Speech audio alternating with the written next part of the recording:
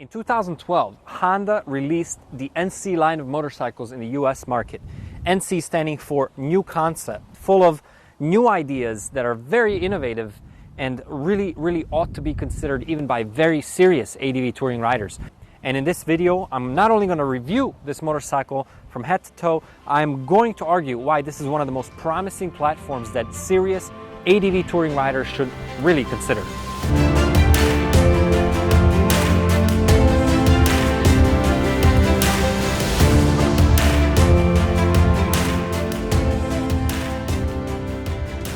Zdravo i dobrodošli, bon dia, bem-vindos, servus und willkommen, buenos dias, bienvenidos, greetings riders, and welcome to another Pegasus Motorcycle Tours and Consulting review of one of the bikes that I've been really enjoying over the last few years. This is my third one yet, and I've really, every time, I don't keep it for very long, but every time I get it, I really enjoy it. And I'm talking ADV touring enjoying of a motorcycle, not just asphalt commuting. So in this review, I'd like to provide a comprehensive and conclusive review of this particular motorcycle. This is a 2014 NC700X, and I'd like to also argue why I think this is one of the most promising motorcycles for the ADV riding community. The platforms and the interesting, innovative ideas introduced on this motorcycle in particular have really changed my view on what I think an ADV bike should be. If this is a bike that you are looking to buy, this review is going to be perfect for you because I really plan to go into as many details as I possibly can. Like I said, I've owned 3 so far, and I've enjoyed them in many different scenarios, and I've really learned to love the motorcycle. Not only is it a perfect commuter, but if you're also looking for a bike for your ADV touring adventures, if you're that weekend warrior that needs something that can be off-road, stay tuned. I think you'll be surprised to what this bike can do for you. You know, I did this review first on my first 2 NCs, which were both silver in color, in front of a grocery store, trying to communicate that that's a commuter bike and a great grocery getter, etc. And then I decided maybe that's not quite fair to the motorcycle. So I got this one, my third one, and I took it down to Baja, California to see Gene off. You all remember Gene. He's the one who bought my DR650. I trained him for a little while, got him prepped for his world tour, and when he left finally, I saw him off and I followed him to Baja for a weekend. He continued south, I continued north, but we hit some very interesting dirt roads in kind of distant and lonesome and lonely peninsulas of the Pacific coast of Baja, and this bike performed beautifully. So I did the review there, but then I thought maybe that's a little bit disingenuous or not quite accurate. I don't want to give the people the idea that this is Baja ready tomorrow. This bike did it for me, but of course Baja's a little too much for it. So I decided what would be a good bridge between the two, you know, the supermarket parking lot and Baja, and I couldn't find anything better than an actual bridge. So here we are reviewing the NC700 on an abandoned bridge in Oceanside, California. And that's kind of what I find this motorcycle to be. Not only is it a perfect commuter because you can carry all this stuff that's locked for your everyday commute. You don't have to carry your backpack. I don't like to do that. It's hard on the back. It's not safe should you hit the ground.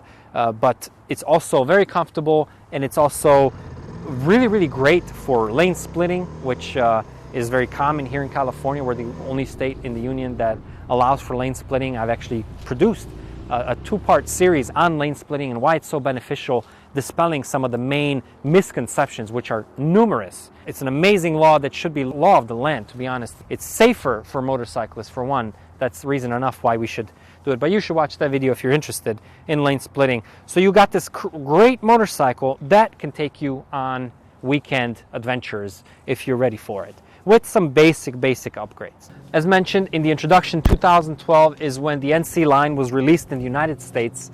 I think a year earlier in Europe. In the US, we only got the NC700X, the adventure touring version of the motorcycle. In Europe and elsewhere, there was the S model, the A model, and the model without any letter after the 700. And they differ a little bit. One is actually a scooter type model. Another one is more naked in the front, not as adventure touring looking. And we lucked out with the X model. Now, this review is only of the 700X, the manual shifting former model, because of course, this being 2001, there is a new model, 750X, and there's also the 750X DCT, as well as the 700 DCT. This is the automatic transmission model. I'm not reviewing that here.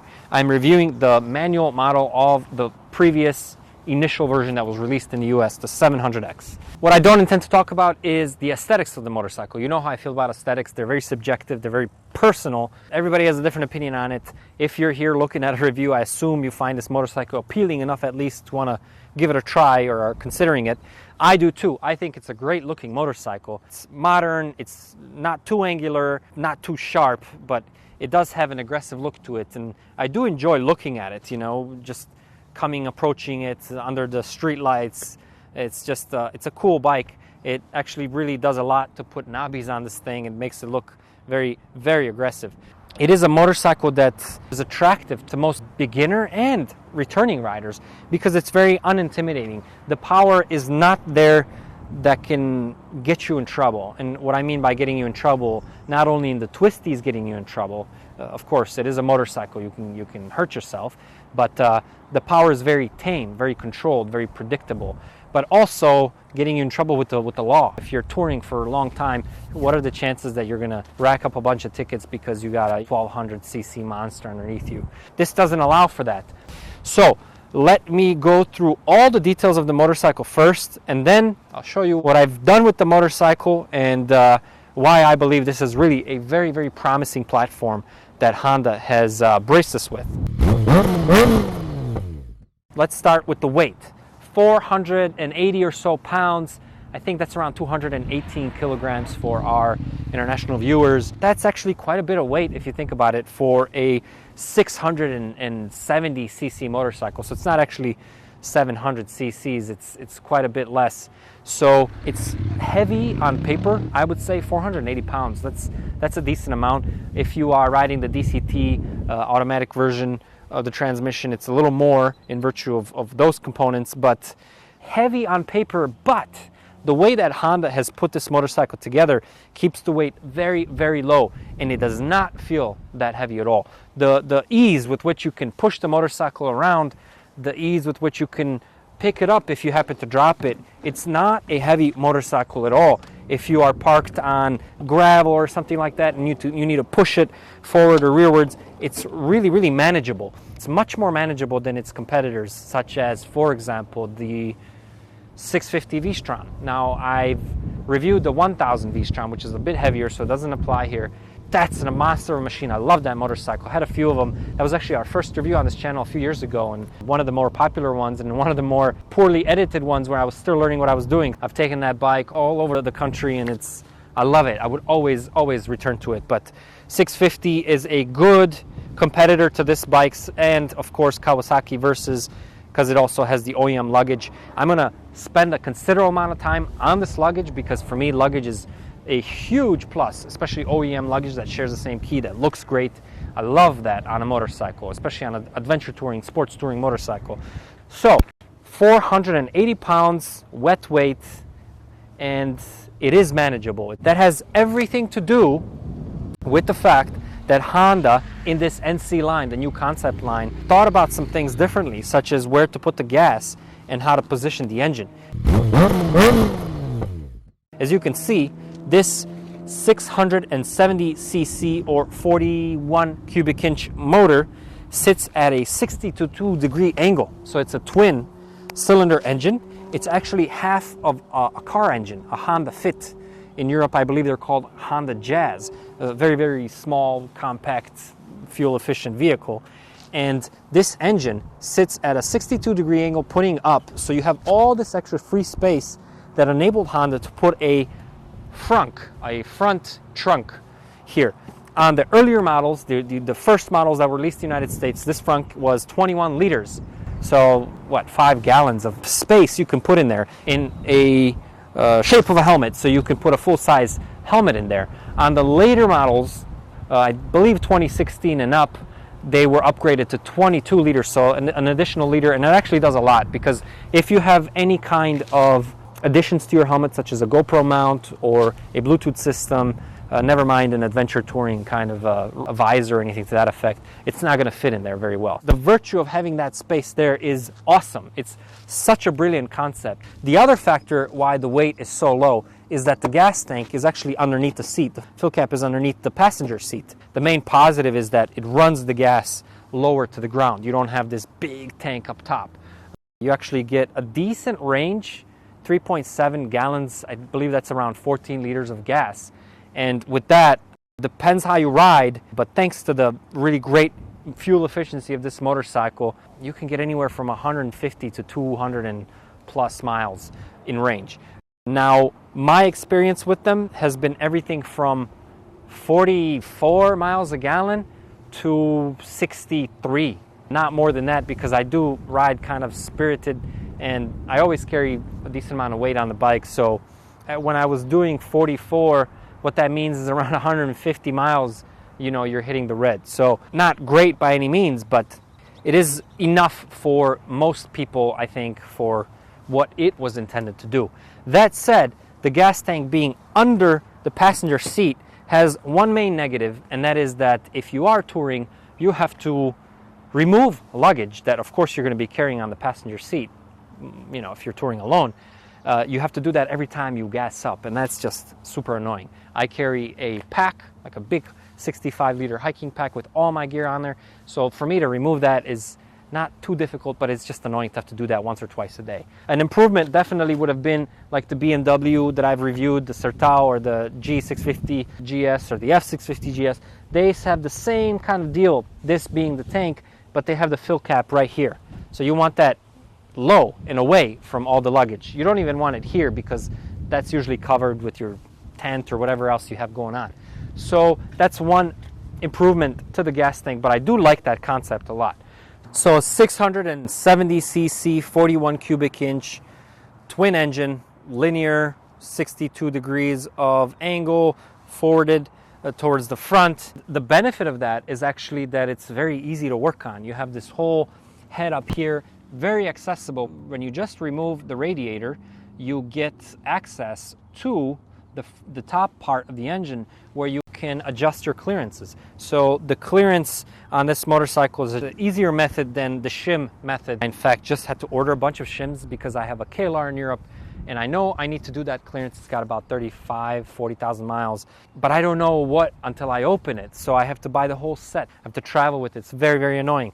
This kind of way of adjusting your clearances is easier, it's quicker, but it doesn't hold as long. But again, if it's easier, I'm all for that. So there's really true benefits to having the motorcycle this way. Now, Honda, to make it feel a little more like a twin, supposedly they added just one shaft balancer instead of two, which was possible on this motorcycle. And what that does is that makes it a little more, or supposedly the idea was to make it a little more feeling like a twin, which it doesn't. It absolutely doesn't. This is a very, very tame engine, and with the stock exhaust, as you turn it on and you hear it run, you realize there's not a lot of power in the high end, and the noise is just super quiet, and you realize this motorcycle is aimed for a rider that's not necessarily gung-ho leather motorcyclist who wants to hear the engine roar. That said, though, you add a Yoshimura exhaust. I had a Two Brothers on my former models, but I do like the Yoshimura more, and it's actually a little bit deeper. It's not too loud.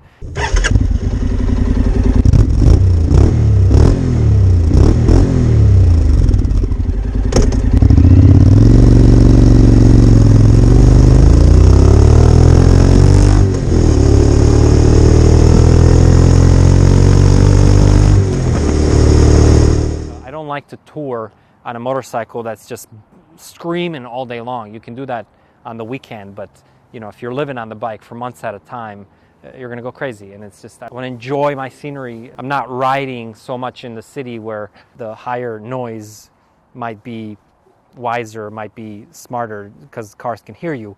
I avoid the traffic when I'm touring. I don't want to be hearing my engine scream at me all day long. It's very, very annoying. So this pipe here is quite sufficient to give you that deeper sound of a motorcycle, but you're also able to enjoy it all day long without noticing it too much. So I do like this pipe a lot. And like I said, I did have the Two Brothers as well. It was great. I think this looks better as well, but to each their own. You just kind of have to explore on your own. So much for the engine. It's got a 6-speed. This one's got a manual transmission, geared very low.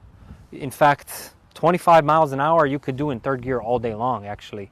Of course, there's no need to do that, but I don't know, it doesn't struggle. So it's geared very low for torque. The engine produces about 51 horsepower and about 46, somewhere around there, foot-pounds of torque. These 700s do in any case. So it's very tame, and it's much more tame than its competitors, such as the 650 V-Strom.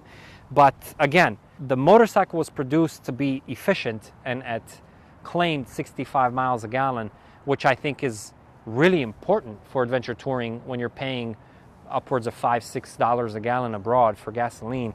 It's great to have a motorcycle that can stave off the gas station visits as much as possible.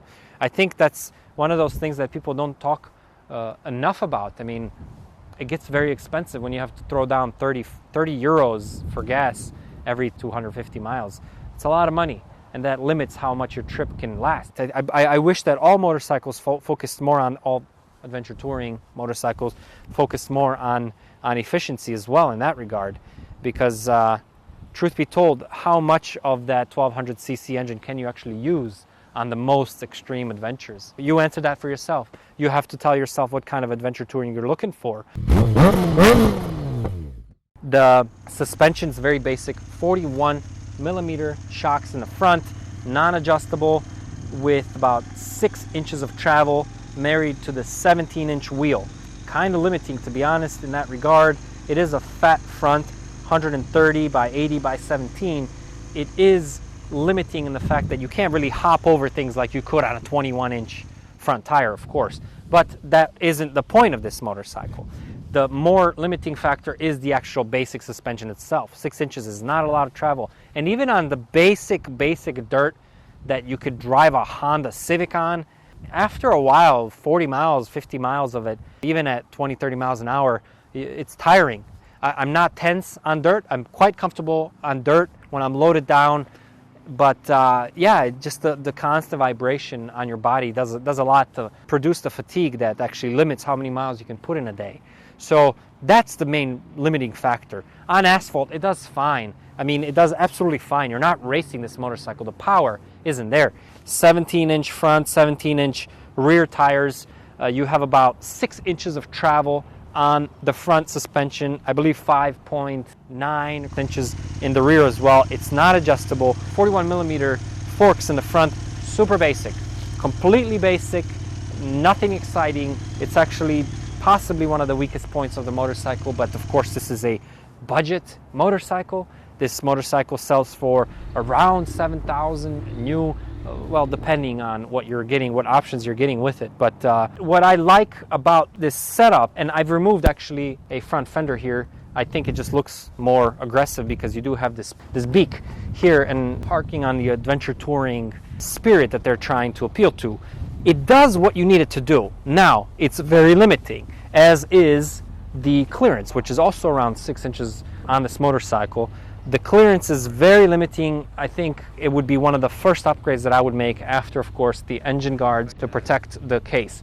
I would definitely add a skid plate, because you'll find yourself in situations where you're going to want to take that dirt road and you're thinking, okay, this bike can do it, and it can do it, but super basic, super tame, very even and not too rough dirt roads this bike can do. So we're talking very friendly fire roads or something to that effect, where you're not getting too many dips, because you'll find yourself bottoming out and hitting the bottom of the engine case and the exhaust on things that you did not expect to bottom out on. So that happened to me in Baja. I took the bike to Baja and decided that, yeah, definitely with a skid plate I would be way more comfortable to be doing what I was doing, and I would be able to enjoy it more because I could take those roads a little bit quicker.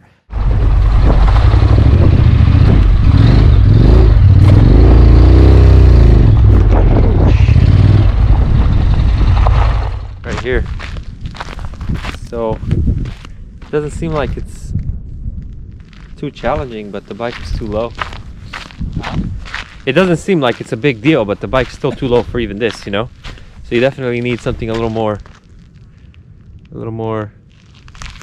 dirt capable. I wish I didn't do that though. Oh, fuck. I didn't expect that. That was a hard hit. It does come with this little plastic setup up front, but of course plastic is mostly just for the aesthetics. You do want a proper skid plates. In the beginning there was a difficulty finding these, but now there's plentiful aftermarket options for you to choose from.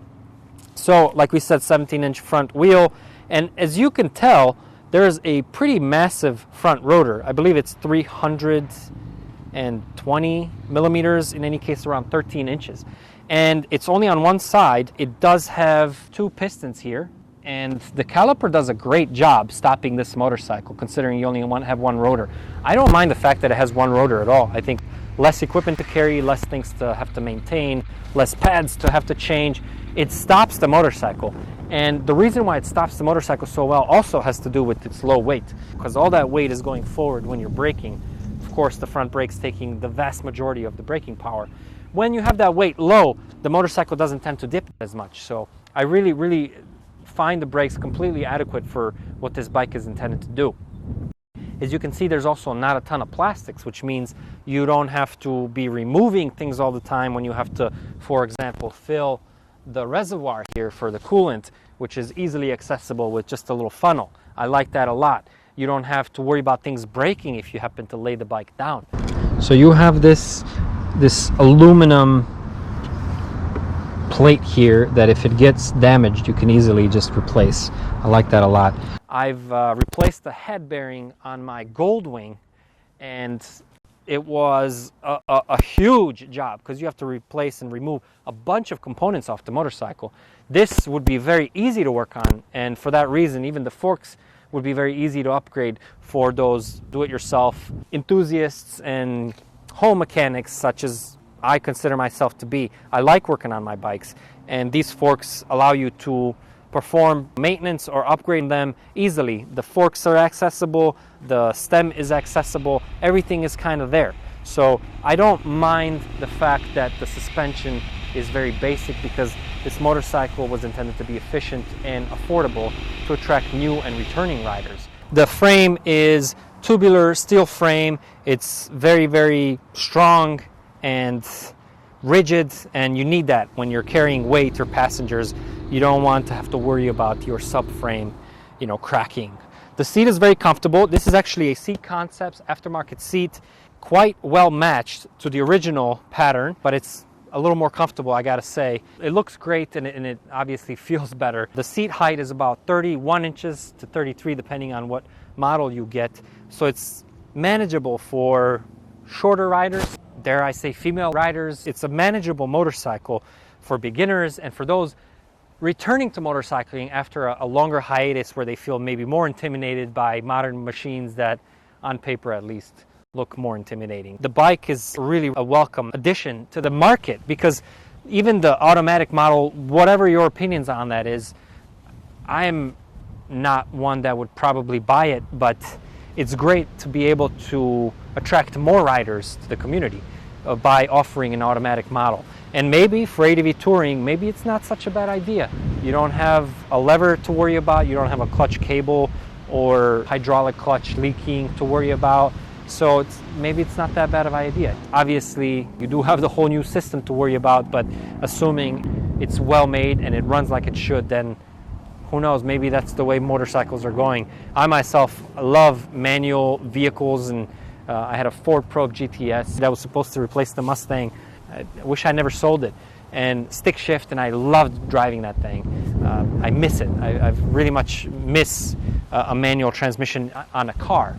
Never mind a motorcycle where you need to feather the clutch, etc. But whether that's something for you or not, you have to decide. I will be getting one just out of curiosity. I want to experience it, and I want to be able to review it for you. But I've also had 3 of these, and they were all manual. So that tells you something about my particular predispositions when it comes to these things. I like the fact that the grab handles are full piece. There's no openings. It's just one solid metal piece, and it just feels strong, and it feels like you can strap things down to it. And I do have a Lila spotlight system I think it looks cooler than it actually is, or the benefits that it provides, but it does make the bike look a little more aggressive. So I have aftermarket pegs as well. You need aftermarket pegs if you're going to be doing any kind of ADV touring, any kind of off-roading, if you're going to be standing on your pegs. So consider that upgrade. I would not recommend these particular ones because they're kind of slippery, to be honest. Regarding the handlebars themselves, they are very simple. They are kind of on the cheaper, simpler version. I do have risers for about an inch that makes me sit a little more upright, and I don't have anything negative to say. I mean, I try not to drop the bike, of course. On this bar end here, I have an extended bolt that I can add. My coat can hang from there, my helmet, etc. I don't like to put my helmets on the mirror because they typically tend to fall. I have a Jivy hand guards up here. They're basic, they're plastic, but I tend also not to kiss the ground too often. The information system is all digital. I like that a lot. You have a tachometer on top that's constant, and you have very basic information. It gives you trip A, trip B, miles a gallon. That gets calculated when you're on the road. It's not always super accurate because it's dynamic.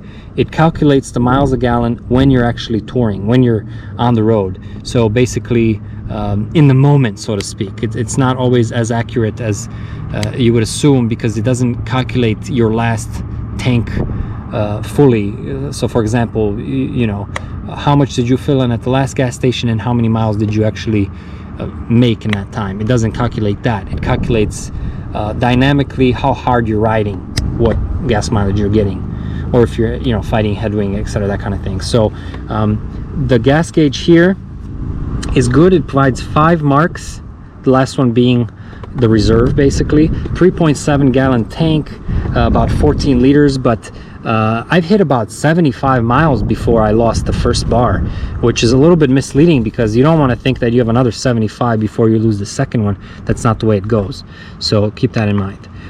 It does give you an average miles a gallon, 54.5, so not bad at all. Not amazing at the moment, but I also ride kind of hard. 3 gallons gas in the tank, and so you do have a bunch of information here that you need. Nothing more, nothing less, other than the lack of a temperature gauge. Not temperature of the motor, but temperature of ambient. So just a basic thermometer. And you do have this, let's see if it goes on. Yeah, there you go. You have that tach right there. Again, 6,500 RPM is where you redline, so quite early. It tells you the gear you're in as well. That's kind of interesting to still have that. Other than that, super basic clock. I don't see why anything would be changed other than maybe adding a temperature gauge to that thermometer. The windscreen in the front is Honda, but it's aftermarket. It's a little bit taller. It allows for more wind protection. It hits me at just the right spot to make long distance touring completely doable. On a daily basis, if you're putting 350 miles, you can do this on the bike. It's not too straining. So I appreciate that, and it looks great. It looks nice. It looks better. If you want more storage space, you have the actual bar that mounts the windscreen.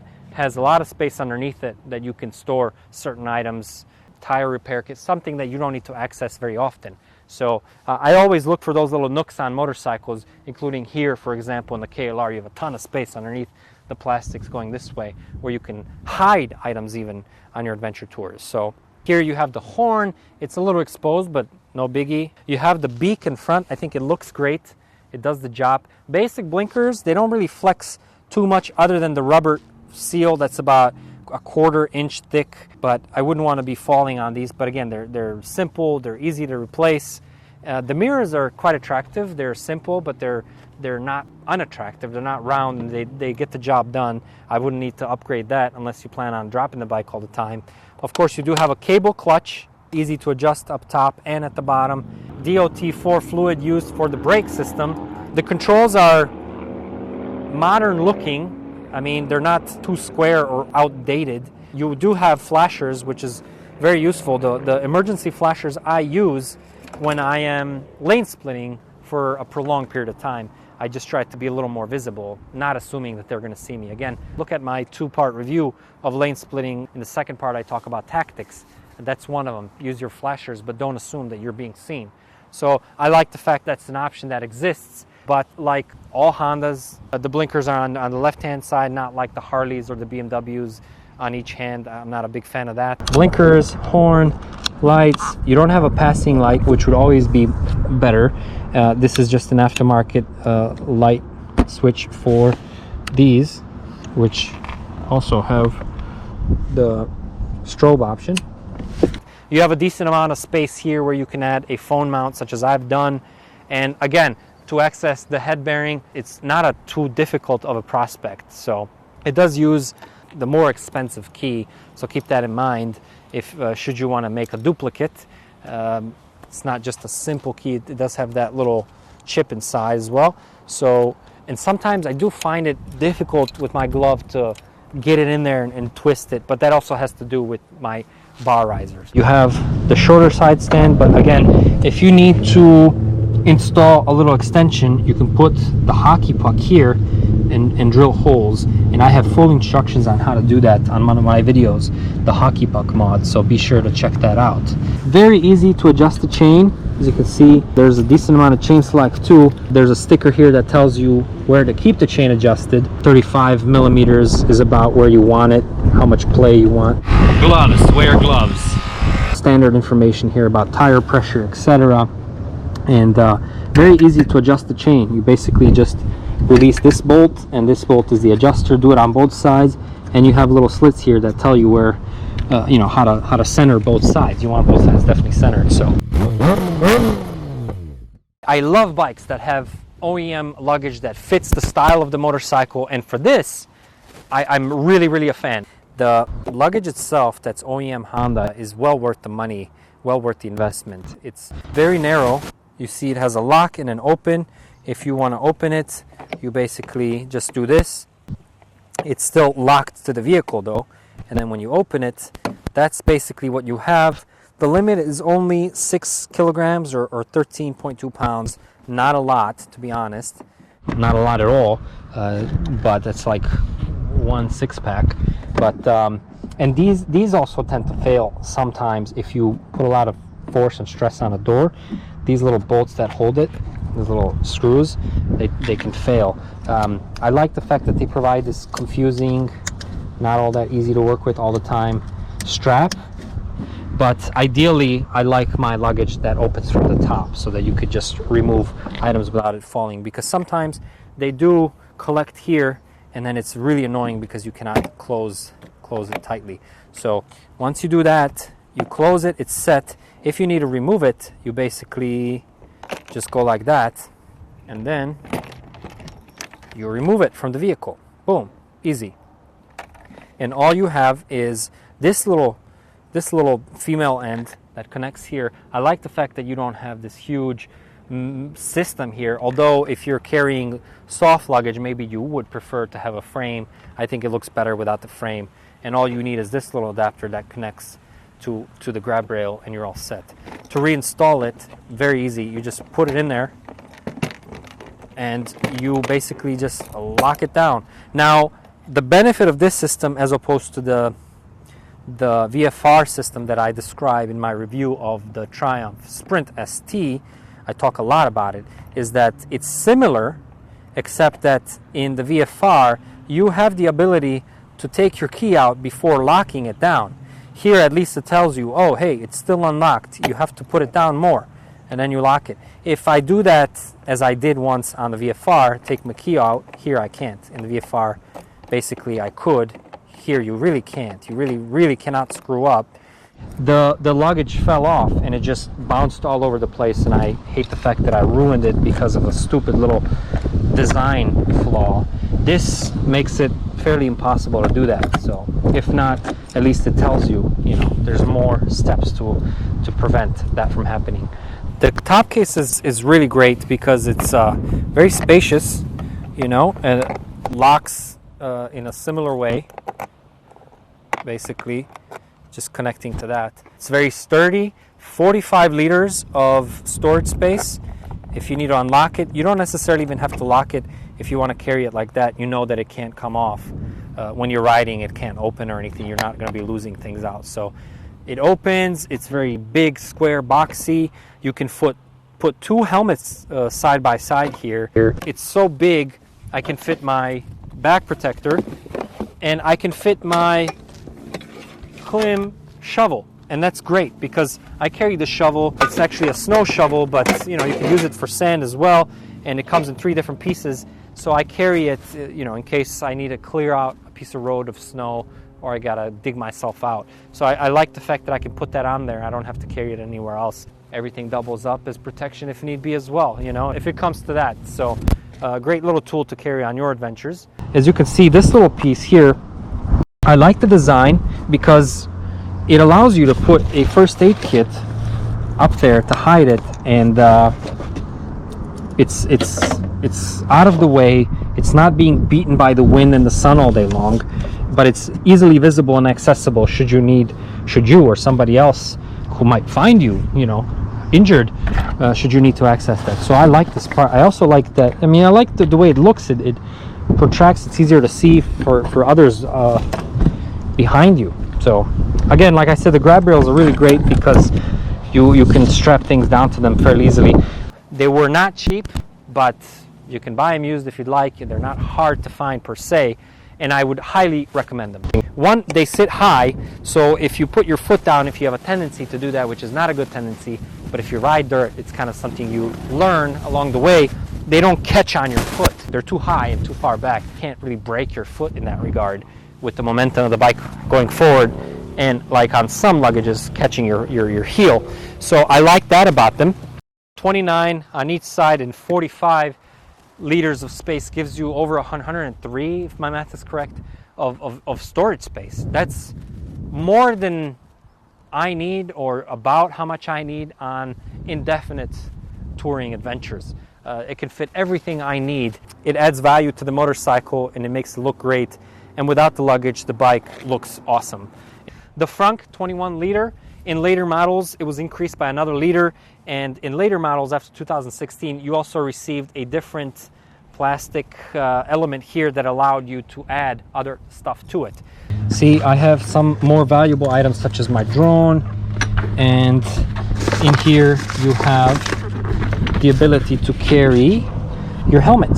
Your helmet's basically pointing up, the flat part is here. So aside from being a great place to put some items and to store additional items, including your helmet, it actually has a more hidden benefit that I've noticed now crossing some checkpoints with military personnel, fully armed and very untrusting and very kind of on the edge. What it does, it allows you to actually put stuff in there of value that, push comes to shove, the first thing that would be taken should you be in the unfortunate position of being mugged on your tour is your tank bag. It just gets cut and taken, unless your whole motorcycle gets stolen. But if you have a tank bag up top, you don't have to carry anything of particular value in there because you carry everything of value inside the trunk. And nobody who's not a rider, who doesn't know these motorcycles abroad, they're not that common in Latin America, they're not going to know that that's actually a trunk. They think like every motorcycle that's a guest. They're not going to investigate, let's say. So you can keep your drone, you can keep your camera, you can keep, I keep my passport on my person all the time, but those kinds of items you can actually keep in there. So it's a really, really great addition. And I like the fact that I can ride with it unlocked, and the wind doesn't really pick it up or anything if it's unlocked. And if I need to access something quickly while I'm riding, I can do that. The one negative that I found just by experiencing the motorcycle over the last years is that it slams shut. If you're kind of forgetful and you put your keys in there and the thing just slams shut, either by you pushing it or by the wind pushing it, that could be not a fun afternoon. I wish that they prevented it from slamming shut. That would be a simple prospect to do. I wish that it required more positive force. It says it can only hold 11 pounds or 5 kilograms. Follow manufacturer's rules, to be honest, but I've definitely put more in there. And inside there is space for the OEM toolkit and the booklet at the bottom, and a U-lock. Actually, you can buy a Honda U-lock if you want it to match, and if you want the logo, but it has a really neat place where you can store your U-lock, so out of place, still allowing room for your helmet, which is very, very smart, very smart.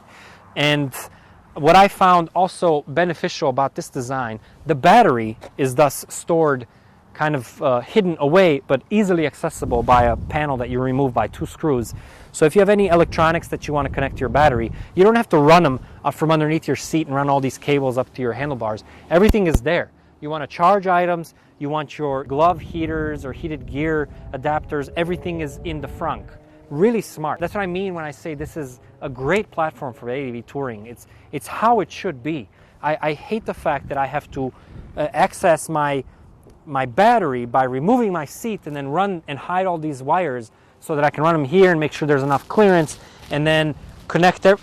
Come on, like, let's find a way to do that, and Honda has done that, and with this design, and I love it. The only caution I would say is that most batteries, especially the cheaper batteries, they come with the little screw at the post, and the screw bolts down to the bottom of it, which is typically square.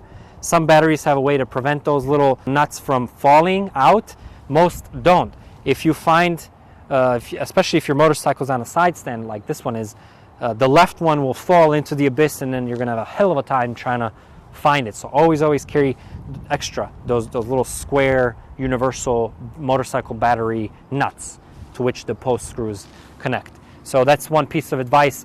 Save yourself a ton of headache. You don't want to be doing that, on a hot day like this with no shade. And if you don't have one, what are you going to do? You have to kind of rig it, you have to wire it.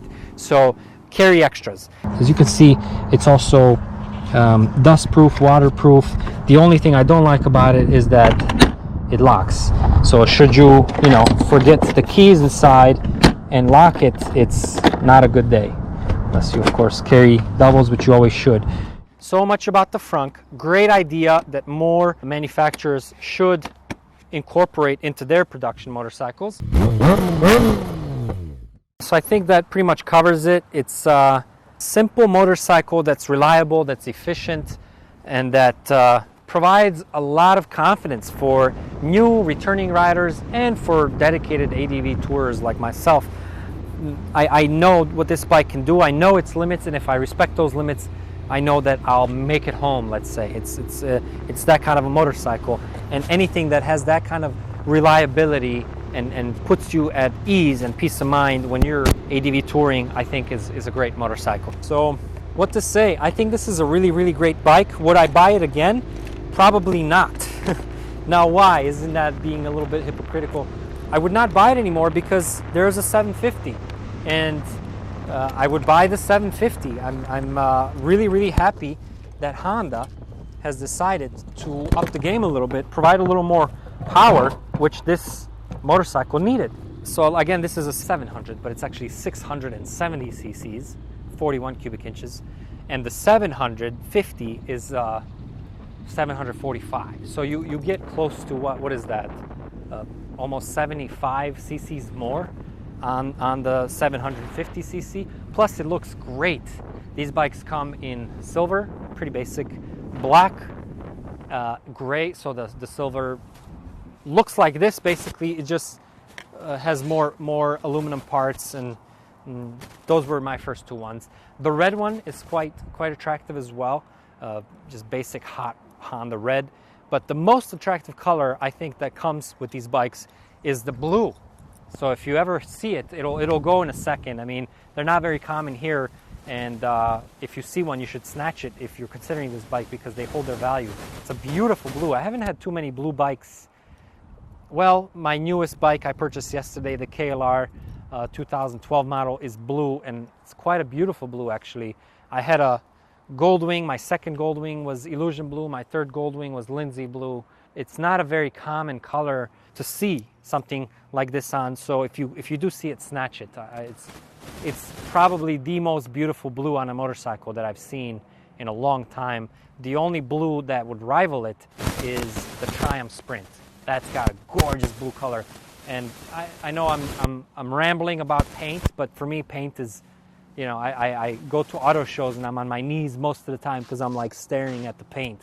I love the paint. The effort and energy given into making a vehicle paint of high quality is for me, speaks volumes. So take a look at that. If you've never seen it, don't be surprised. They're very rare. And in fact, these bikes are actually used in Portugal by the police department.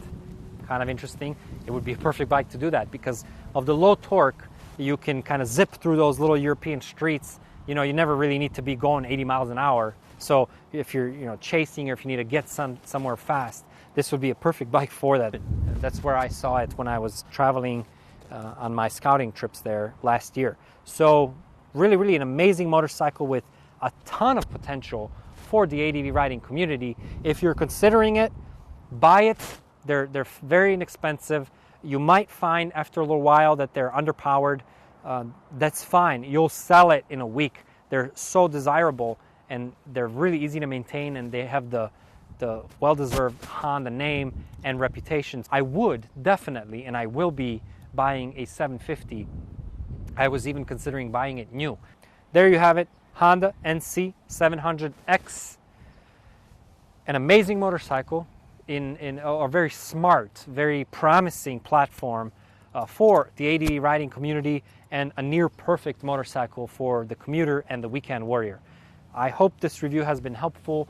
Please let me know what I missed in this review, what I got wrong, how I could improve it in the future reviews. I have another set of thumper ADV bikes in the garage ready to be reviewed. KTM SXT 625, Honda XR 650L, and a BMW X Challenge, etc. So I have a ton more reviews coming up, and I would always appreciate constructive criticism on how I can improve these reviews for you. I hope this was helpful and informative, and I hope to see you next time.